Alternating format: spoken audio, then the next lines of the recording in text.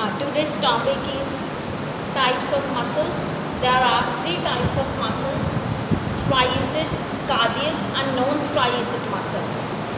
Let us study the difference between three: striated, cardiac and non-striated muscles. Where cardiac muscles, from the name itself only you might have got one idea, cardia. Cardia word stands for heart. So cardiac muscles are the muscles of heart. So these cardiac muscles are the muscles of heart. Next is striated muscles. Striated muscles are muscles found in our skeletal system. So these are muscles found in our bones, limbs, forelimbs and hindlimbs particularly, and other skeletal system.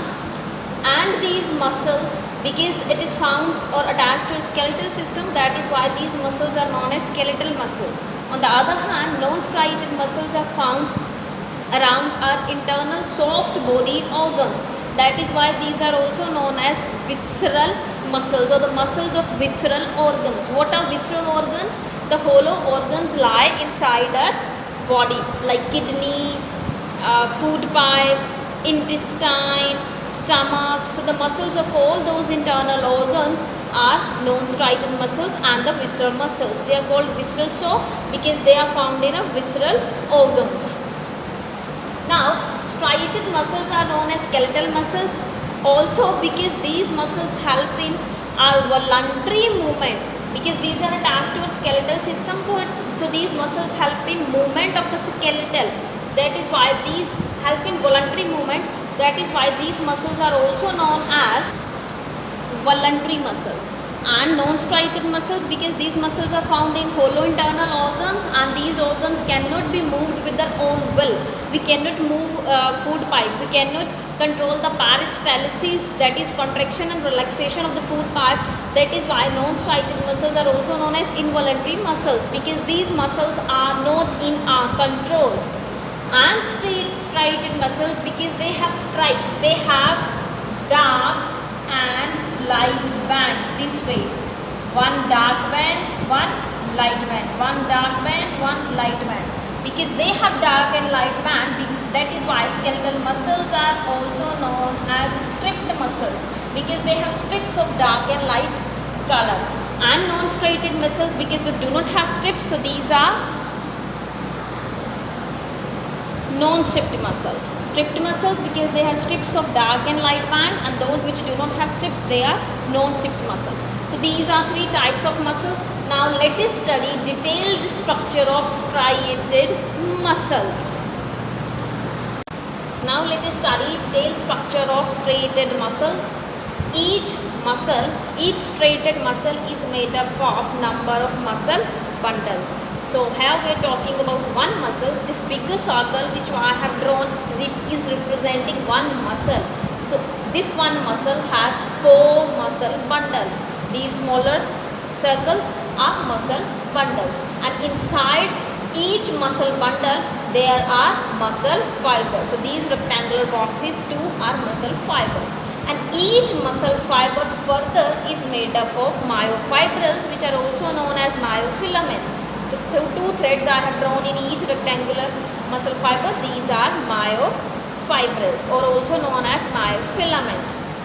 So this is a structure overview of the striated muscle. Now let us study in detail. Each muscle fiber has a cytoplasm.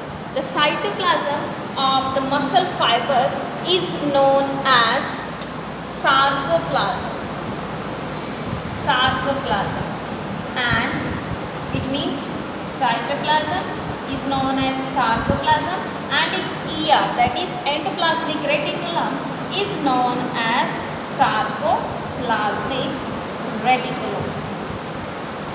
Endoplasmic reticulum of muscles is known as sarcoplasmic reticulum.